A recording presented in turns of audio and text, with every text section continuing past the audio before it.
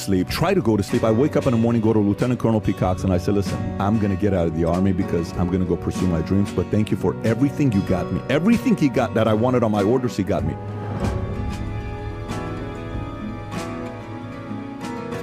I get out. I struggle. First business, fails. Second business, fails. I tried a personal profit portal, internet, sale, fails. All these things I do fails. I'm working at Bally's. I quit my job to try to do a business. I'm in debt $49,000. I go back to recruiting to say, if I go back into the Army, what would I get? Negotiations come in because there's a part of it that can pay off your debt if you sign in for 6-8 years. I'm like, that's great. I'll go back into the Army. Then I get this one message saying, hang in there, see what happens. A little bit longer, hang in there. A little bit longer, hang in there. A little bit longer, I hang in there. I applied to get a job at Morgan Stanley Deanwood. I applied 100 different places. I was hustling to get a resume in. I eventually got the job. They offered me 3 jobs. I went in without a 4-year degree, 2-year degree. I hadn't taken a test for 3 years because 4 years, I've gone out. I don't know what it is to take a test for 4 years, right? My brain's not been working with tests. My brain's been working with push-ups, pull-ups, all that stuff.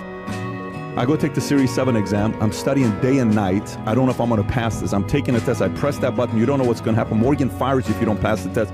And when I'm pressing it, I said, if I fail, I'm re-enlisting to the Army today. I swear to God. And I press, boom, 30-second pause. It's a 6-hour test. Dude, I can't even tell you what my exam. I was in Culver City at the... How old were you at the time? 21, 22 years old. Wow. Result shows up, 78%. I said, no freaking way. 78%. Shit, I get to keep my job. So I go back and I show it to Morgan and say, you got 70? I said, I got 78%. Damn, none of us thought you were going to get... I said, dude, I didn't think I got 78%. Got 78 freaking percent. 1.8 GPA. So then I stay, I work my ass off. My dad has a heart attack. Rather than partying 5 days a week, I put my head into the books and I start reading. The girl the other night, we're having dinner and everybody's talking about their school. So I went to this school. I went to that school, and I'm just enjoying all the conversations. Because like, oh, I got my MBA, I got my master's, I got my PhD. I'm like, freaking, this is all. I'm the last one. This is sick. So what school did you go to? I didn't go to college. No, come on, Pat. What's university? I'm telling you, I never went to college. I had a 1.8 GPA in high school. Community colleges wouldn't accept me. No way. You're too smart to not. Come on, what college? I said, I'm telling you. I read 2,000 business books and I studied topics. So if I chose a topic, I bought 20 books on that topic and I read just that topic, that subject for 2 months. Then I went to the next topic and the next. That's what I did. So some people who want to say the rich people have these special, gifts and all this other stuff, I'm sorry, you just don't want to read books. You'd much rather watch Netflix. So that argument is, I believe anybody can reach their capacity. Anybody has that shot, but it takes so much freaking work, pain, that not a lot of people want to go through. Don't get me wrong, life happens to many different people. I'm not here to judge.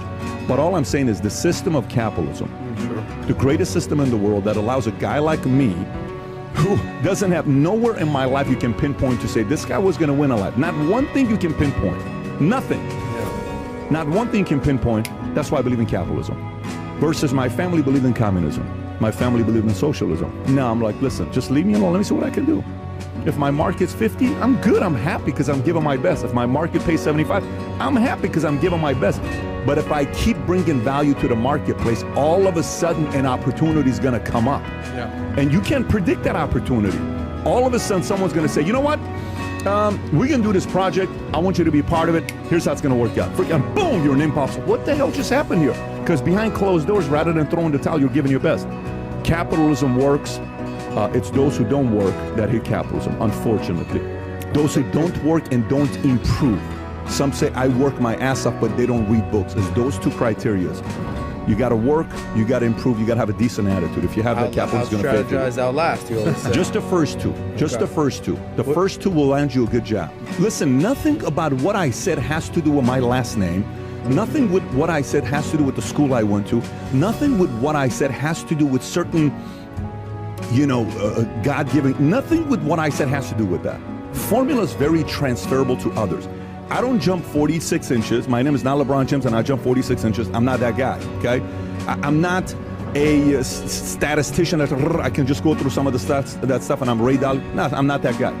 It's called work your ass off, okay, and improve. Work your ass off. I challenge anybody to do the following. Take 4 subjects: sales, negotiation, human nature, okay? Sales negotiation, human nature, and money. Go to Amazon. I will fund this if somebody wants to do this. You do it, you come back to me, nothing changed, I'll fund the whole cost that you had here. 4 topics. Read every book on negotiation, above 400 reviews on Amazon, that's 4+ star. Read any book that's above 4-star, 25 of them, 400 reviews on sales.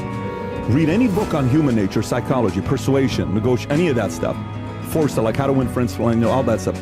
Then read any book on money with 400+ reviews. Read principles, like things like that by Dalio, by Buffett. And for 2 years, obsess over doing that. For 2 years, obsess over doing that. 2 years later, work your ass off and improve in a marketplace. Figure out a way to improve your attitude. Sometimes half the battle is people have some shitty, negative, unattractive attitudes. They're a crap magnet. Everything is shitty. Everything is complaining. Everything is somebody else's fault. Nobody is turned on by somebody that constantly blames somebody else. Nobody. When I was single, I'd go on dates and I would talk to a girl. My last boss was a jerk. My last boss was an asshole. I said, out of your last 5 bosses, which one of them were assholes? All of them. I'm like, shit, that's not the boss's problem. It's you. It ain't no boss's problem. It's your attitude sucks. Yeah. Within an hour, you saw the attitude. Right. Come back to me 2 years from now. Matter of fact, you won't even come back to me because you forgot about it because you're killing the marketplace. The market rewards people who outwork and out-improve. It's proven. This doesn't mean you're going to be a millionaire in 2 years. Yeah. This doesn't mean you're going to be a billionaire in 2 years. Here's what it does mean too. Your market value is increasing. Somebody may offer you something special next 2 years. Some opportunities come up. You go into a company, how many guys work at a company for $50, $60, $80,000? Company starts growing. Next thing you know, they're making 100, 150, 200. Next thing you know, they get shares. Behind closed doors, they're investing money into a 401k, retirement, whatever. Then 10 years later, company has an exit. This guy gets a $6.8 million check. How the hell did you do it? Yeah. It ain't that. And you know how many people have done this, by the way? A lot. Not 10,000. You know, not 100,000. Millions have done this.